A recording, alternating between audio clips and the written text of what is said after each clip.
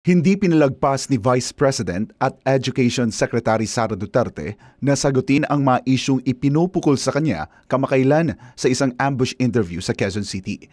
Kabilang sa sinagot ni Vice President Duterte ay tungkol sa umunoy planong impeachment laban sa kanya ng ilang kongresista. Currently doing our due diligence about this one, and then we will release a comment in the appropriate time. Pinabulaanan naman ng pangalawang Pangulo ang umano'y pagkakawatak-watak ng unit team.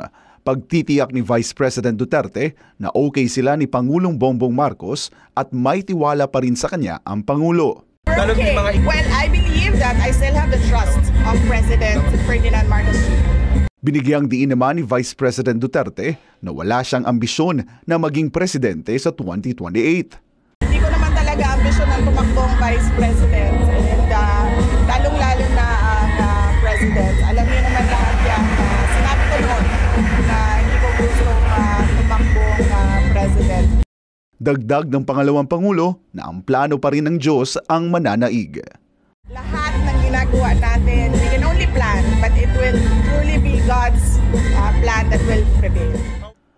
Para sa Diyos at sa Pilipinas kumahal, ako si Jason Rubrico, SM9 News.